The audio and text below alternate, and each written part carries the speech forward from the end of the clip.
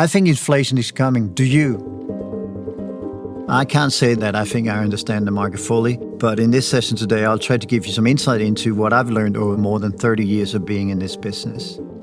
I've seen every single crisis since the stock market crash of 1987, including the breakdown of the Berlin Wall and what it meant for the world in terms of trade flows and the likes. And I have to say, over my span of 30 years in the business, crises tend to come faster and more furious and getting more and more difficult to explain to anyone, including myself.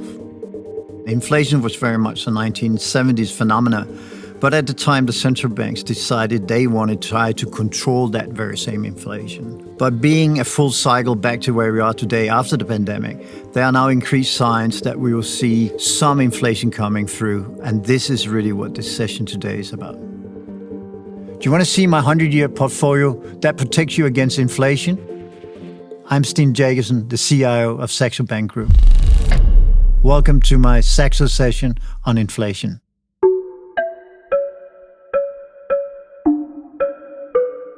Inflation is the invisible tax that no one thinks of today. The generation of traders and investors in the marketplace has probably never experienced what I did in the 1970s. During the 1970s, we had car-free Sundays when I grew up. And the reason for that was there was a huge war going on in the Middle East. And that war in itself meant that energy prices was rising through the roof.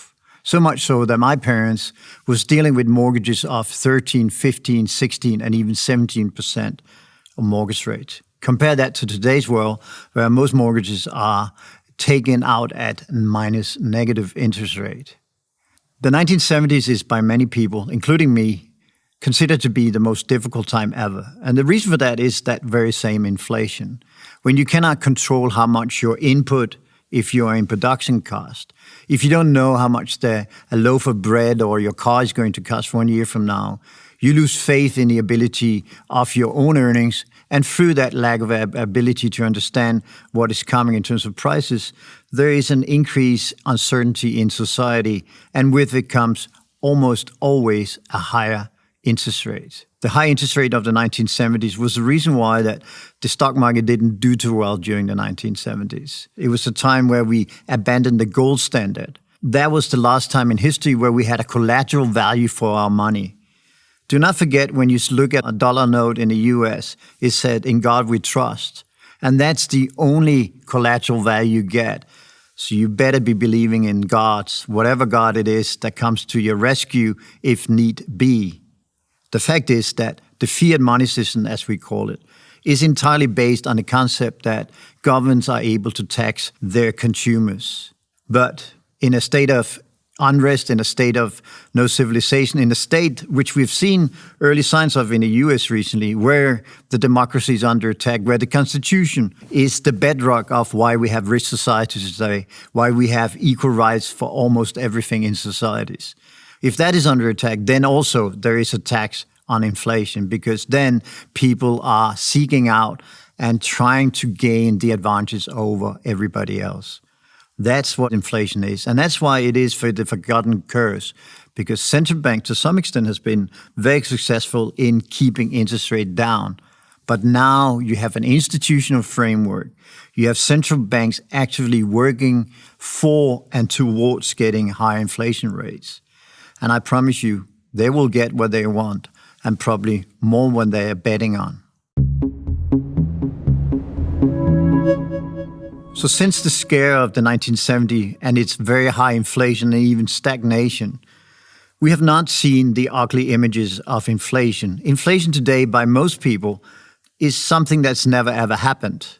I started my career in the 1980s, and ever since the late 1980s, inflation has been going down, interest rates have been going down, and so much so that now it is an issue that rates are too low and inflation is too low. But that doesn't mean it's not coming back. We know from history, from 100 years of history, that every time we are writing off inflation, it comes roaring back. And one of the reasons why we think that we in 2021 needs to focus on inflation is the fact that the pandemic in itself created an environment where the physical world the ports, the airports, the shipping routes, the ability to do last mile delivery for all of the packages that you buy online has become too small for the digital online success. Every single company, every single person in the world is looking for some way to invest and engage in online and digital. But I tell you what, I think, from my experience at least, that the physical world has not been invested into. It's actually underinvested into. So you can be the most successful company online in the world. You can have hundreds, millions of clients, but you cannot deliver your goods to your end user. You're doomed. Think about it. Today, it's getting more difficult to produce because everything is produced in China. And the factories out in China are telling us, we are full. If you want the order that you put in 6 months ago, you have to pay an additional 15 to 20%. You pay that amount, 15% off your margin, and then you move into actually moving the goods from your factory in China into Europe. But there you got another problem. There are no containers that you can use. So the shipping rate between Europe and Asia is now up 300% in the space of the last 6 months. And finally, you get all that goods. You paid 15-20% to get it produced. You paid 200-300% more than you usually do to ship it on containers. And then you get it into the ports in Copenhagen. And then you go to the ports in Copenhagen, you want to ship it the last mile into the hands of the consumer. And tell you what, that is also up by 50%. And it's increasing every single day because companies like UPS and FedEx, the mail services around the world, doesn't have capacity to ship all these packages for you. Yes, this is the early signs of inflation. This is the early signs of policy mistakes. And that may be potentially why we as investors need to look at inflation hedges and what inflation does to your portfolio. So what is really happening in the world of investing is that we've gone from a one-dimensional model where we only needed to figure out which stock to buy. Was it going to be Formula One, technology stock, or Formula 3, basic materials? Going into the future, you need to access all of the asset classes, that being the traditional equity shares portfolio that you do most of your time with. It could also be fixed income. It could be fixed income, but in the bracket of inflation-protected bonds. It could be cryptocurrencies. It could be commodities.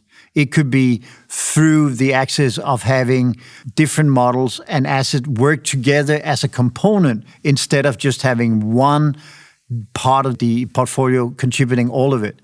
To be honest, I think if you look at anybody's portfolio, whether it's in pension or in speculative, all of the gains over the last 10 years has pretty much come from either equity or cryptocurrencies. This is the time where you start looking at your portfolio. You're taking it down to the garage and giving a workover of the engine, of the overall car, and testing whether it can actually go through the winter that is called inflation. So having done this for over 30 years, I've started to realize that you cannot have one-size-fits-all solution to something like investing. There's always a changing landscape, whether that is economically, policy-wise, or political. So I've tried to create what I call the 100-year portfolio. And the concept of the 100-year portfolio is exactly what it says.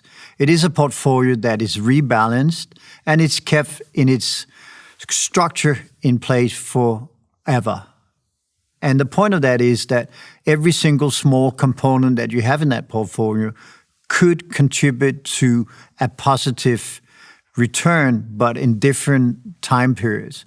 So you will have a period where the inflation protection works best, a period where the equity shares part of it works best, one where volatility works best, one where crypto works best. But the common denominator here being, as a group, these assets will work together to create at least a stability and a performance of your portfolio that matches what is the real risk to you, and that is inflation. And make no mistake, because it's called 100 years, it's not because you need to be 100 years old or you need to keep the portfolio for 100 years. But it's all about the concept that in order to make money short-term, medium, and long-term, you need to plan long-term. I think that is the lesson Warren Buffett told us. It is the compounding, it is the way you construct your portfolio that makes you the biggest amount of money. Academia has shown us that when you look at asset allocation, i.e. what assets do you buy, that is far more important than the individual companies you buy inside those assets. So being long the stock market is far more important with the weight that goes into your portfolio than the actual stocks you buy, because ultimately all stocks go in the same direction. So this portfolio is created to reflect exactly that. It's 100 years because you need to think long term, but the basis here is protecting you short, medium, and long term.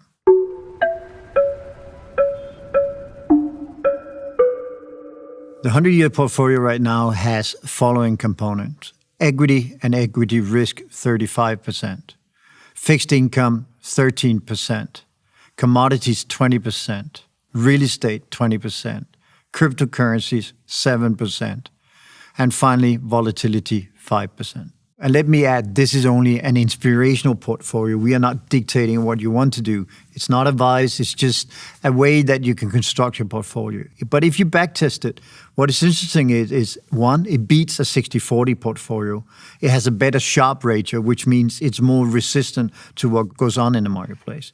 But in order to access any of these ideas, you really need to talk to some of your sales advisors and make sure that you get a clarification of the risk and understand fully what you engage in. But we think the future is to use all of the asset classes available instead of going through this one-trick pony exercise of always being long risk at all times.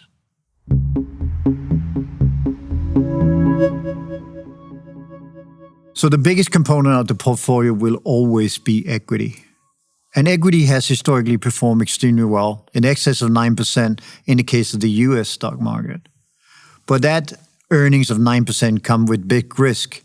I don't think I need to remind you how things were in February and March, where we saw that the market dropped by 10, 20, 30, and in some cases 40%. So yes, you're getting a high return, but you're also working with a very high risk. But make no mistake that you need exposure to equity. It's like, saying that you cannot make any money if you don't take any risk, but you're also being paid to take that risk. In periods of times, like now, we also have a second risk to being long equity, and that is the valuation. The valuation today in the stock market is almost entirely based on low interest rate. If the scenario of low interest rate were to change through inflation or through monetary tightening, then the valuation of the stock market as a consequence should also change. But for now, the market seems willing to look through everything, whether that is a second wave pandemic, a third pandemic, or any other political turmoil that we've seen over the course of 2020 and could see in 2021. The fact remains, though, that the stock market remains the most loved thing outside your wife and spouse and husbands and your kids. I think that is the only thing that is superior in love to the stock market, and for good reasons. So in the 100-year portfolio, the commodity allocation is 20%. The reason why commodities is interesting is two things. One, classically, it's been an inflation hedge. But this time over, because of the huge amount of money being spent in trying to be green, in trying to have a better infrastructure, it has created a supply constraint issue in this sector. The constraints, the lack of supply has been enforced on the industry by the very same green technology push, because no one, no government, no company are willing or able to invest in fossil energy, in mining, and the likes. Everyone wants to be online, not in the physical world. So for us as Saxo, we think that commodity offers a great opportunity to hedge, because if we're going to be successful with the green transformation, we need all of the industrial metals. We need to support all of the agricultural prices of the world. We need the gold and silver. We need the full range of what commodity has to offer. And do remember that you need to eat, you need to have clean water, you need to have all of these processes running through filters that uses industrial metals or other catalysts that comes from this part of the economy. So it's an overlooked sector, it's a very inexpensive sector, And finally, and most importantly, it is a sector that governments are pronouncing that they will spend a huge amount of money on. So make sure that you partake at least in that part of the asset allocation, because where there are too much money chasing too few investments, there will be increase in prices. Those increase in prices will benefit not only the industrial metals, the agriculture, and the gold and the silver themselves, but also overall the ability of you to hedge against inflation. So in terms of the 20%, how do you divide them into subcomponents of commodities? Of course, it's entirely and fully for you to decide. As an inspiration, I can tell you right now in my portfolio, I have an ETF. They are cheap, they are transparent, and in general, they offer a universal average sort of exposure towards the different sectors embedded into the commodity allocation. So not only is it a good way to hedge yourself against the inflationary risk, against the bottlenecks of the economy, but at the same time, you're being paid to be in that asset, similar to what you see in terms of dividend yield from a stock. Real estate has always been a key component of any long-term planning for any family in the world who wants to preserve their capital. The reason real estate is interesting is that it is a true hedge against inflation, because most rental values are indexed against exactly that inflation. Academic study has shown over hundreds of years that the ability of real estate is to sustain and keep up with inflation. So in other words, being long real estate, you are keeping up with the inflation. The way to access this, of course, is to own your own home. And if you have a little bit of excess capital, you could also buy properties and rent them out. But even as a market investor, a small, medium, or big-sized investor, you can go into the marketplace as well. You can access ETFs, and in this case, they are called REITs, which stand for Real Estate Investment Trusts. These are small ETFs that pool together a number of estates, commercial, non-commercial, and the likes, and gives you a dividend yield. What is super interesting is if you look at return profiles over the last 10, 20, 30 years, REITs almost always sit at the top because they have this component, which is that they are inflation linked. So you are safe from any attack from that, from any tax. But you also get, when interest rate moves down, you get a valuation increase in that stock. So REITs has been very good and very efficient in terms of getting you returns at very reduced volatility. So the real estate sits in your portfolio because it is less volatile, because it has an inflation hedge built into it. And finally, because it does benefit from ever-increasing prices to real estate and the real estate stock over time. That's the reason why we think that you, like families through hundreds of years, needs to secure part of your portfolio in this.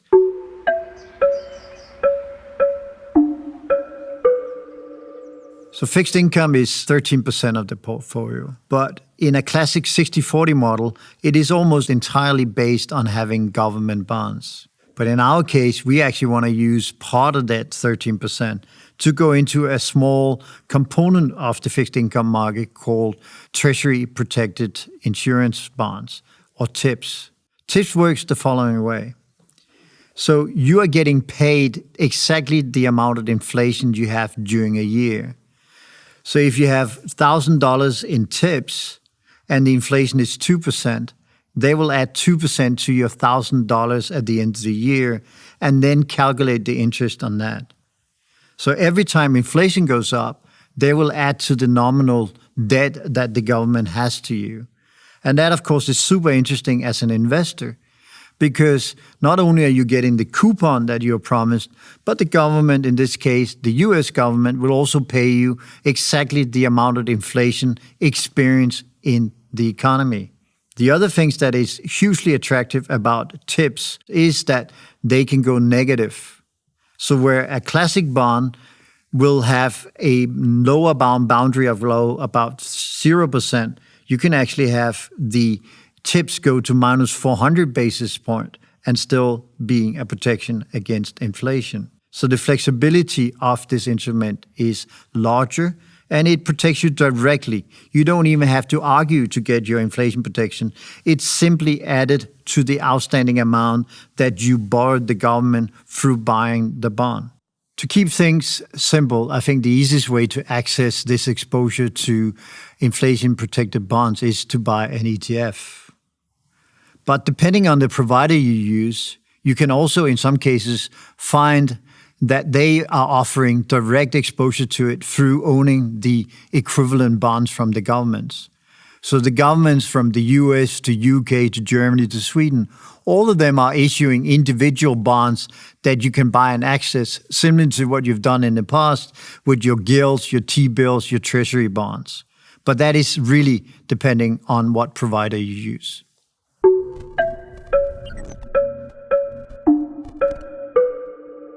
So one of the more unusual allocation we have in our portfolio, especially as being a good old school and a 56-year-old person like me, is that we have exposure to crypto. And the reason for crypto, and that sits at 7% in our case, is really simple. It's two things. It is one, what we call optionality in the market. So I'm basically willing to bet that 7% of my portfolio become worthless. That's the option, the one side of the bet. The other side of the bet is that crypto, and with it blockchain and all of the currencies that sits inside the crypto space, becomes relevant and used in wider user cases overall. In that case, people talk about Bitcoins, for instance, could be worth 300,000 instead of right now 35,000. Of course, then I make 10 times my money back in that. But I'm not even trying to understand what goes on in this world, to be honest. One, I'm too old. Two, I don't think anyone can explain it to me. Maybe because of my lack of IQ. But even with my IQ being higher, I couldn't still get it. I think it's a very difficult question. But of course, it is the rage. It is what everyone wants to do right now. Two, it's actually a very interesting institutional play in the sense that if you look at history, no fiat money, i.e. money that we have right now, paper, issued with no guarantees, no collateral value against it, they have all disappeared. Think of the Roman Empire. Think of the Weimar in Germany. And all of this history tells me also to be on guard, to be looking for some alternative ways to protect myself. So I'm willing to bet that 7% of my portfolio should go into a play which is optionality on one side, and secondly, that technology survives the fiat money system. In other words, like a glacier melting, I think technology will melt slower than the fiat money system, and particularly at a time where governments, my government, Prime Minister, your Prime Minister, are all telling us we can spend whatever amount of money we will. You and I know that's not the truth. It is the political truth, but it's not the economic truth. And as such, the move into technology and depending on technology to safeguard some of my future earnings and savings is a natural play to have. It's early days, it's volatile, and the way we play it mainly is through ETNs, which is equivalent to an ETFs. There are different ways you can do it. You can drive Bitcoins directly. You can even, if you're sophisticated, mine it. And what we've seen over the course of 2020 is that unlike what we saw in 13 and 14, where it was entirely driven by speculative forces, this time we are seeing pension funds, family offices, and hedge funds come on board and buying the concept. And to be honest, most of them having the same age as me, they're also reduced to say, I don't really understand it, but I like the optionality and I like the fact that it's technology over fiat money. That is why it should be in your portfolio. Keep it below 10, but do have some exposure.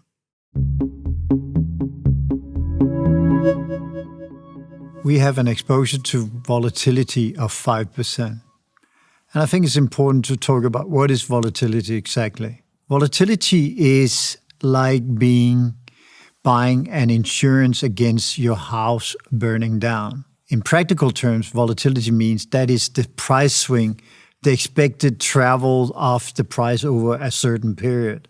You don't buy fire insurance because you think it's going to burn tomorrow. You're willing to pay out small amounts every month or once a year for the premium of having a protection against the house potentially, I hope not, but potentially burning down. The same is volatility. Volatility is a reflection of how scared the market is. If the market is very scared, as we saw in February and March of 2020, the volatility goes up. So that is reflecting that people are nervous, they don't know what is happening, and in order to be part of the market, they want a huge premium, a huge amount of money to be paid for them to play. That is the volatility. So when you think about volatility in your portfolio, do I really want my whole portfolio to be fire protected? I think you want to, because being a veteran of this industry, I've been doing this job for more than 30 years. And every single year, I think the crises that we see gets more and more difficult to explain. And the force at which these crises come to us is becoming faster and deeper. Yes, every time so far, we have survived and come out with better returns on the other side. But you have to remember that earning 25-30% last year in 2020 came at the expense of having a risk that the market at one point was down 35%. You actually took more risk than you had returns in 2020. That's the reason why we have volatility. From a conceptual point of view, let's talk about that forest fire. And let's use specifically what happened during the pandemic. So let's say you had 5% exposure in February and March of 2020. What if that had done to your portfolio? What happened to volatility at the time was that at the maximum amount of uncertainty, volatility was trading up 400%. And if you have something that is up 400% and you own 5% of it, you have the equivalent of 20% return. Wouldn't it have been nice that you in March, when everybody else was desperately trying to sell their stocks or getting to neutral or reducing exposure, that you would have had 20% return for something that cost you 5% and making sure that you would navigate the market as a rational, forward-looking investor instead of someone who at the bare minimum was scared, if not panicking at the time. That's what you need the insurance of volatility for in your market portfolio. The way to access this market volatility is really two things. As with the other asset classes, you can buy it through an ETF or an ETN. And here you need to look at your providers and whatever jurisdictions you're in, but it is accessible as an easy one-click option. But you can also access the market and create your own protection. So let's say you have a huge exposure to technology stocks in the US, what is called the NASDAQ. Then you can continuously buy small puts against it. Let's say you have a huge amount of profit, as most people would have right now in the market from 2020. Then you can say, I only want to lose 20% of that, so I buy a insurance against the market falling more than 20%. By doing that, you also buy volatility, because buying a put, as it is called in the marketplace, is really, again, buying an insurance, but a very specific insurance. It's a little bit like saying, in my house, I really want to guarantee my garage doesn't burn down, because that's where I have my expensive cars. So you buy an insurance against that specific risk, which is that your car burns up in a fire. That's how you use the put options. And the put options are accessible in CFDs, in stocks, in equities, in commodities, everywhere else. But the fact is that being long put options, you are long volatility as well. But again, the simple way is to use an ETF. The world's by far most successful investor, Warren Buffett, has said that again and again. He never wants to see a repeat of the 1970s. I personally think we are very close to the 1970s. And repeat, it is time to diversify. And when you diversify, you need to access multiple assets. And in doing that, you need to find a provider that can give you that.